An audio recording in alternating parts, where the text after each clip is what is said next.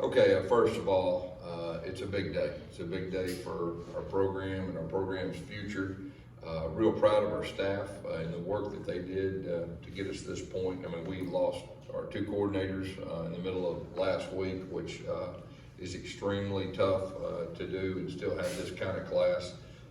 You know, we signed one of the better classes in school history, if not the best class in school history. We had 5 state of Orlando signees. That was really a big focal point of keeping our top players home.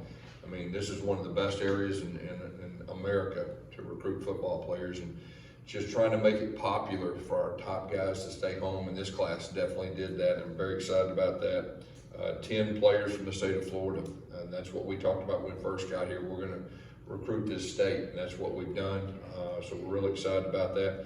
I'm just going to talk about the high school signees today. I'm going to wait until early January, right when we get back, as far as our transfers, which we've got some outstanding transfers, and we're still working on some with that. But overall, I'm just real excited about today and the players we have.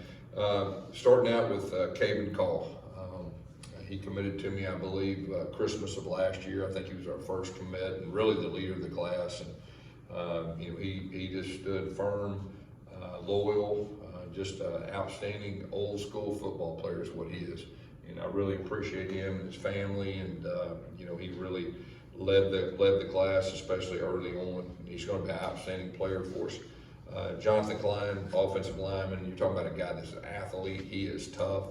Comes from a great program. He's a guy that Coach Hand had his eye on for a long time, and for us to get him, he's going to bring a lot of athleticism, a lot of toughness. So we're very excited about Jonathan. He's got a great family too. Keon Cox is a guy right from Phoenix City, Alabama, that I've been familiar with for a long time. A great program. This guy is an athlete. I mean, he is tall, he's long, very athletic, and very physical. He's got a bright future.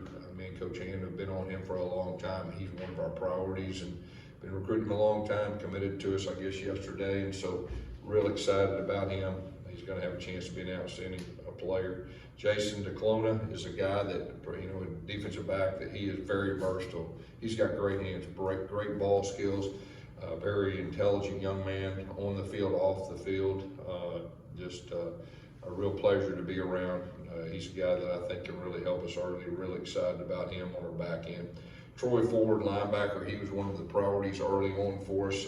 He's an old school football player. He does everything well. He's got a great family, just a high character young man, comes from a great program, used to winning.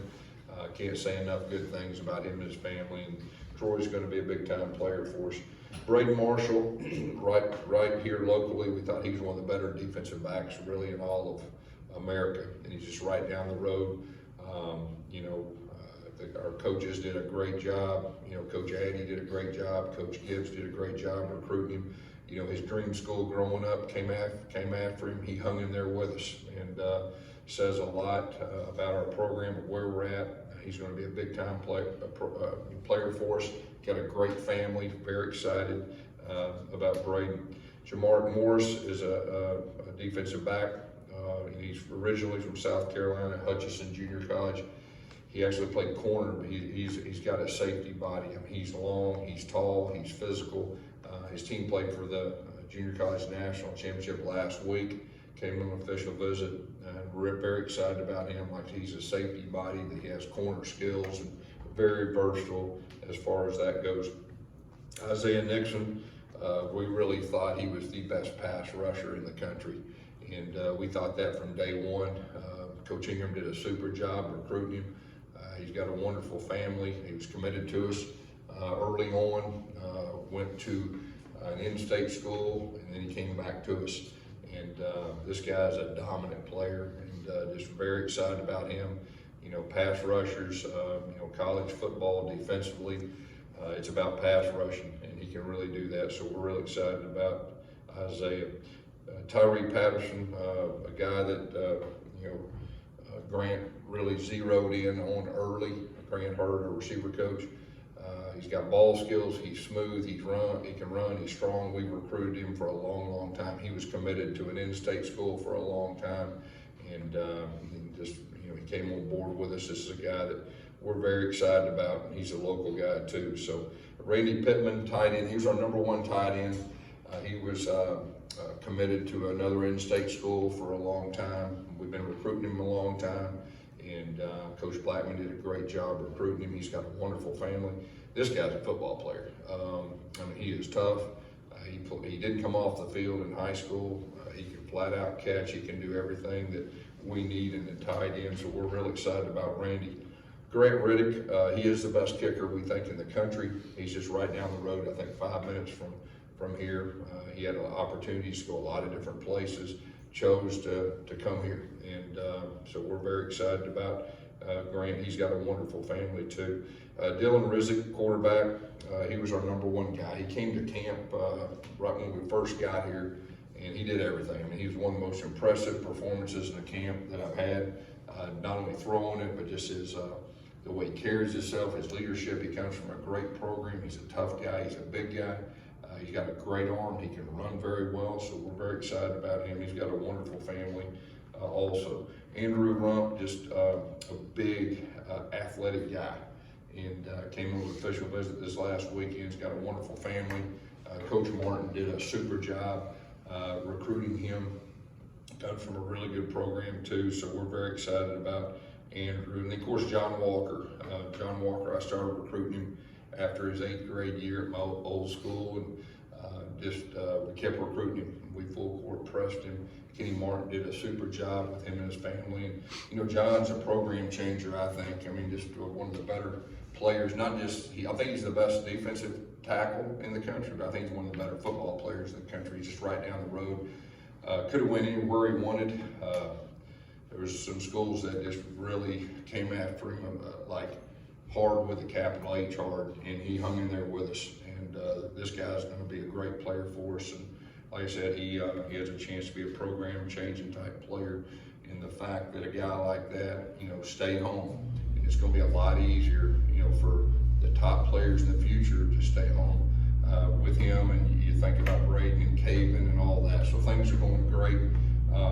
You look at the class we had last year, and we've got some phenomenal players from last year, and a lot of them are local. Same thing combined with this, we're going the right direction. So it's a really exciting time right now for our program, especially going to the Big 12. Questions? Coach, you just mentioned the Big 12. You had the full year to recruit this class, knowing where you were going. They knew they'd be part of that inaugural Big 12 football team. How much did that aid you in this recruiting process? Yeah, it definitely helped. When we first got here, you heard quite a bit of the non-Power 5. I really like you, really like your program, like your coaches, but you're not Power 5. So we heard that quite a bit. We didn't hear that, and that's a big thing.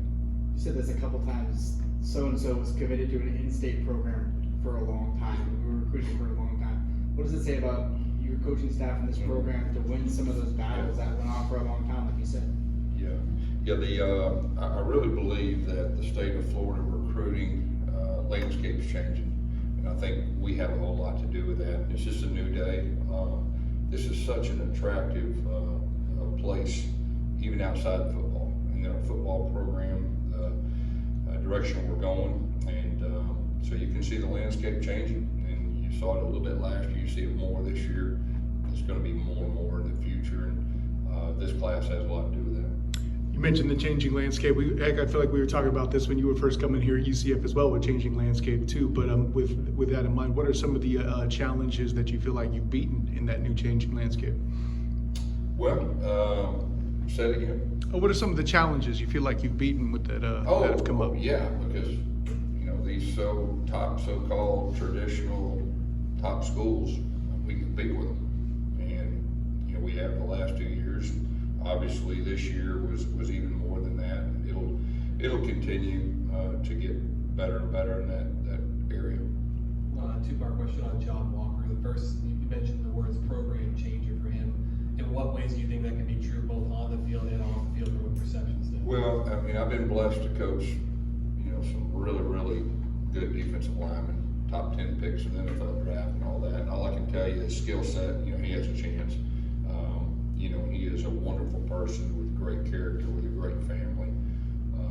He's got a chance. And then you have that side, then you have the side of one of the top players in the country. Could have went anywhere. He chose to stay here. He chose to stay home against all kinds of variables, outside variables. And, we're in the NIL world, and he chose to stay here. He was loyal, and I just want our fan base just to understand how big this is and wrap their arms around him, and it's a really big deal. The second part of it is, I guess he started practicing on Monday, or was able to come out and start working with bowl practice. So what's been your immediate kind of on-field look at him, and your immediate impressions? Yeah, he's everything I thought he'd be. In the back here, Gus. I wonder, just even from 10 or even 5 years ago, how much have things changed for the way this whole thing works now with NIL, the transfer portal, the time of year? What are your thoughts on how things have changed? Yeah, it's probably changed more in the last 2 years than probably, I don't know, 20 years. I don't know. It changed more this year. It's a new age of college football with the one-time transfer, the NIL. I'm not sure, I'm not sure if anybody knows what the rules are right now. It's a free-for-all out there. It's unfortunate, but it's a new age of college football, and so you gotta adapt, and we're adapting. You mentioned the free-for-all. I know a lot of that has to do with the NIL collectives and whatnot. How much of a challenge was juggling that and talking to players about what or may or may not be out there for them? Yeah, we're going to work with honesty and integrity here. That's what we're going to do. But, I think everyone's learning. I think all coaches around college football are learning. And I think the recruits and recruits' parents are learning too. So we're just in a very unique time of college football and college football recruiting. In the back, obviously coaching changes, coordinator changes isn't something abnormal, but how do you have to change your approach in the final push to really lock in the recruit? Yeah, that's that was pretty unique to lose both your coordinators last week before recruiting. A little stressful in that, but I think that's really a tribute to our other coaches and the relationships that they have. And we recruit not just one guy, we recruit, collectively. And for us to have this kind of class, when you lose your offense coordinator, defense coordinator, it says a lot about our staff, and I'm real proud of those guys. Do you feel like high school recruiting, your high school classes are important to building a program, or transfer portal more important? But what do you think is more important, and you feel like it kind of gets blurred? Well, I tell you, when I first got here, the commitment to keep our top players home, that hadn't changed, because that's the foundation that I believe that we can win a championship with. Each year, it's going to be different. How many players will we lose? Well, if you lose players, from a head coach's standpoint, we've got to have some veterans to come in and replace as these young guys are growing.